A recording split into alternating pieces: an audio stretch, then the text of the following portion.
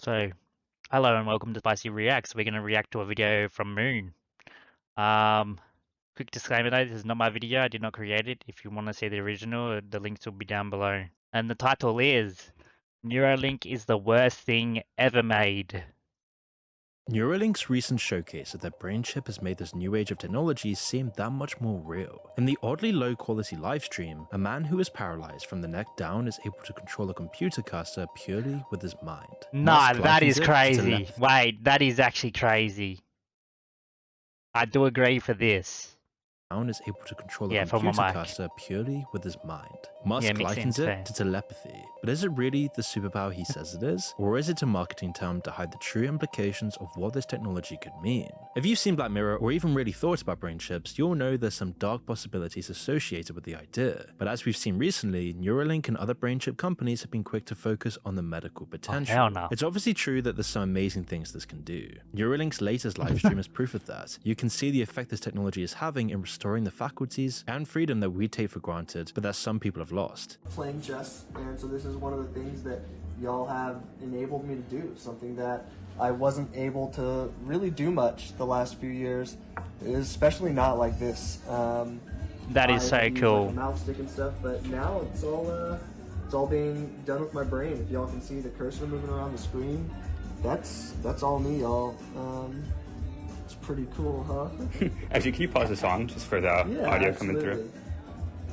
But how does this even work? It sounds I like was about something to straight ask out of that. 1984. How? And medical things aside, how does a brain chip in your brain allow you to restore your mental faculties? Well, right now, these chips, which are around the size of a quarter, can only read information and transmit it to an outside source. After being surgically attached to the brain, the chip sensors detect neuron activity and translate it into a digital signal. This can then be sent to external devices, which is what's been happening in the livestream. We see Nolan, the man in the video, playing chess by using the experimental chip. As he imagines where the cursor should go next, it responds to his thoughts and moves across the screen. It's excellent progress considering the first human trials only started at the turn of the year, just a few months before the livestream. You can imagine the possibilities beyond this though, like controlling other devices like wheelchairs or anything else really, to walking again with for prosthetics sure. or even repairing the connection to people's own limbs. In fact, this is something we've already started to see from Swiss researchers that Musk has funded. In the middle of May of 2023, a neural chip implanted into a paralyzed man enabled him to walk again for the first time. Yeah, One how's chip that? in his How's brain not? records the signals sent by motor neurons in his brain. This then How is links this to a not similar good? chip in his spine, which sends electrical signals to the nerves in his legs. Over a long period of training, Oskam, who was paralyzed for over a decade, can suddenly walk again. The results are absolutely miraculous and incredibly promising for the future.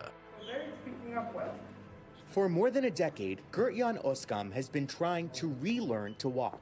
A motorbike accident in his late 20s left him paralyzed from the hips down, changing his life forever. But now, Oskam is back on his feet, thanks to groundbreaking digital implants in his brain and his spine. After 2 days, within 5 to 10 minutes, I could control my hips. Although obviously it's still highly experimental and All there's a few in the caveats. hips. It can't be used constantly, only for a few hours a week, but it's still worlds away from nothing at all. And in this sense, Neuralink is amazing. Technology like this in the right hands and treated with great care can change the lives of millions of people for the better. But this is just a tiny part of Neuralink. You see, even Elon Musk has admitted that this isn't the primary purpose of Neuralink. Even in a benign scenario, we're kind of left behind. You know, we're not along for the ride. We're just too dumb. Right. So how do you go along for the ride? Yeah, it's like you can't beat him, join him. The real purpose, the true core fundamental reason, is for humanity's battle against AI. But of course, this isn't a very marketable idea. Telling people that they need to be plugged in to Elon Musk's brain chip to fight off AI just seems so ridiculous. And so right now, Neuralink and similar companies are focusing solely on medical research because this will be the only acceptable way they can make this technology mainstream in the first place. Because as the technology gets better, it'll see far more use to treat patients with nerve damage and other medical issues. But at some point, it'll pass the barrier from being a medical tool into a genuine consumer product, just like an iPhone. And you can be absolutely sure that that's what Elon Musk and others like This him is have in scary. mind. This scares They me, openly bro. admit it. And This absolutely scares me. We're already a cyborg to some degree, right? Because you've got your phone, you've got your laptop, Glasses. you got electronic devices. Yeah. You might expect it to not offer much to able-bodied individuals. Our hands and don't our know if I senses would are easily able to do all the things that we can ever get imagine a that these chip. neural chips will help with. Right now, there seemingly isn't much point or any need to beam a news article or a TikTok video straight into your brain, especially if reading it is far easier and far more natural, let alone way less dystopian. In the same way, it seems like a hassle to get chipped and play computer chess with your mind when a mouse and keyboard can do the same job. Having a hole drilled into your head and a brain chip implanted there doesn't seem like the funnest idea, let alone by a private company looking to make a profit, and God knows how they'll try and monetize this. Adverts directly beamed into your brain, your innermost thoughts sent off and monitored by foreign governments. And this is why tech billionaires or investors are going all in on this technology, because once properly developed, it'll tear down the last barrier between the brain and the digital world. So let's go into this further through the lens of communication. Before telecommunications and all the innovations of the past few hundred years, you only really had two options for conveying complex information. Either you could say something to someone if they were close enough, or you could write them a letter. It could take weeks or even months for information to travel long distances. As time went on though, we slowly figured out faster and better methods, and that delay got cut down to almost nothing. Fast forward to today, and the internet means we can know about things happening across the world within literal seconds of them happening. In fact, the travel of information is so seamless and instant that we're assaulted with it at nearly every waking moment. So many of our experiences and the information we gain about the world is no longer from the actual world around us. Instead, it comes from this new digital dimension that we've been submerged in.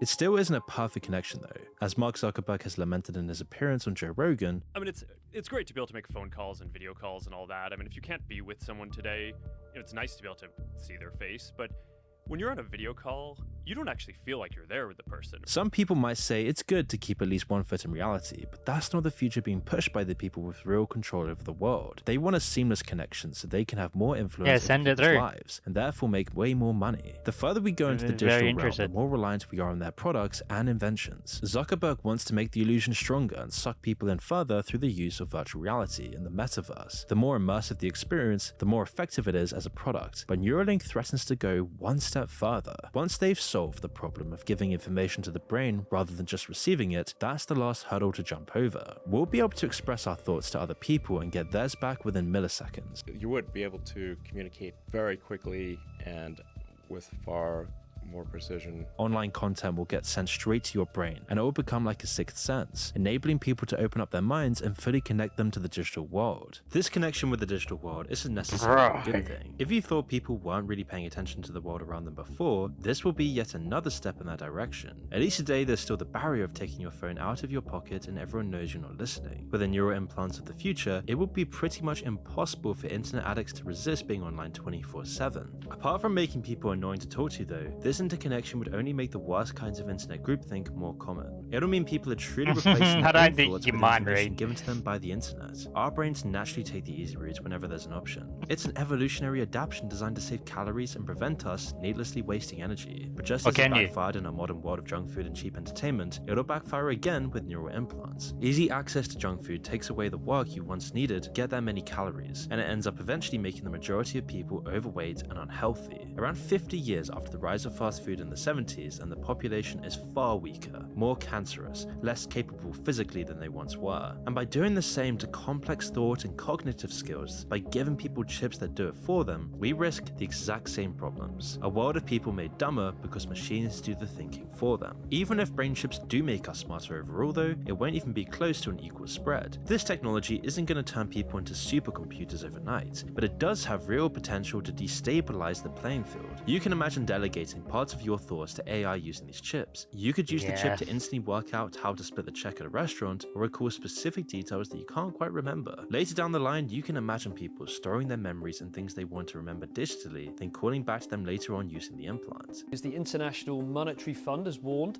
that 40% of all jobs around the world will be impacted by AI. It says the effect is even more pronounced in the developed world, where 60% of roles will be affected. According to the IMF, half of us will benefit from higher productivity, but the other half, the rise of AI could see lower salaries, reduced hiring and even some jobs disappearing altogether.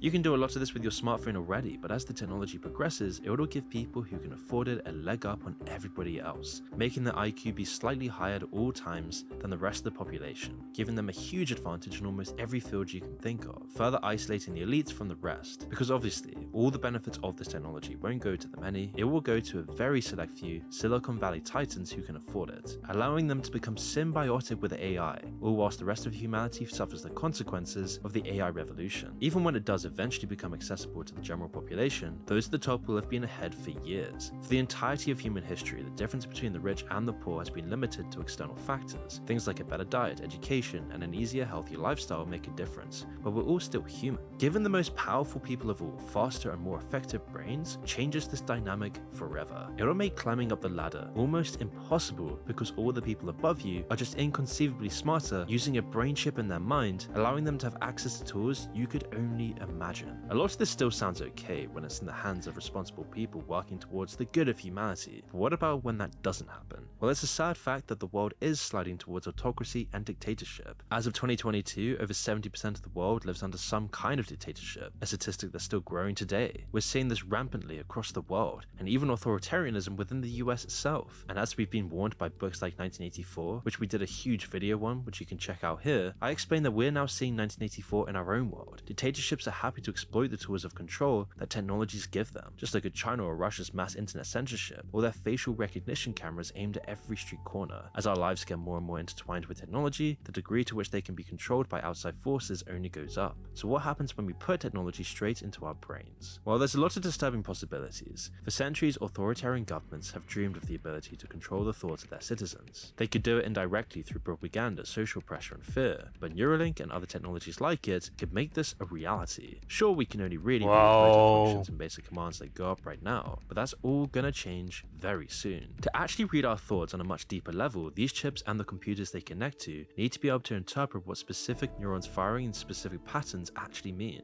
Even though we have around 100 billion neurons, this isn't as hard as it seems. Our current AI models, while limited in a bunch of ways, excel at sorting through and noticing patterns in massive databases. In fact, we already have AI models that can translate silent thoughts into words on a screen. Subjects wearing a special cap which monitors brain signals could see their thoughts expressed in front of them with up to 60% accuracy. They would read the sentence slightly and the AI could tell what the sentence was without any other input. Never mind reading people's texts and what they share with their phones, this technology could expand to actual mind reading in a few years rather than decades. These neuroscientists at the got it University then. of Texas in Austin say they've made a major breakthrough. They've figured out how to translate brain activity into words using artificial intelligence. And you can't expect dictators not to salivate over the idea of just this. It could give rise to the literal thought police, following up on tips given to them by their helpful AI watchdog reading people's brainwaves. If that's not a cyberpunk dystopia, I don't even know what is. Imagine a world where just thinking the wrong thing could get you jailed for hate speech. These are all problems for the future, but what about right now? We're already seeing some of the potential issues that these implants can create, even just as medical treatments. Retinal implants are similar to neural implants, but instead they act as a replacement for damaged optic nerves. It's an amazing technology which can give rudimentary sight to people that thought they had lost it forever. But some people who've had these implants had their sight cruelly taken away again. In one case, a woman received an optic implant to fix a genetic condition which made her blind, but 4 years later, it suddenly stopped working and shut down, plunging her back into darkness. The company who made the implant had completely stopped supporting it and weren't willing to help at all. Another company has recently taken up the technology again, so in this specific case, all hope wasn't completely lost. It won't be that way though all the time, and lingering questions about the difficulty of upgrades and the lifespans of implants still plague the industry today. And these are just some of the many problems that neural implants and this technology could bring to the world. But I don't want to go full on conspiracy mode, considering this technology's only just been tested out on humans. But we haven't even dipped into the problems with actual mind control, thought interference, and what it really means to be human.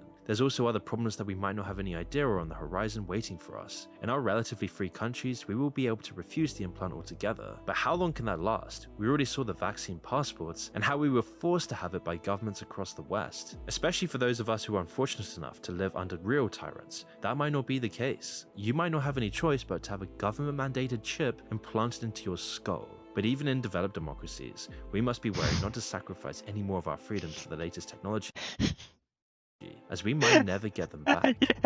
Plug yourself in. You're like a fucking walking iPhone, bro. You just plug yourself into a charging point at night. Bro, it's happening. It's literally happening. A walking iPhone, just plug yourself in. Oh my god. Thank you for watching. That was a nice video.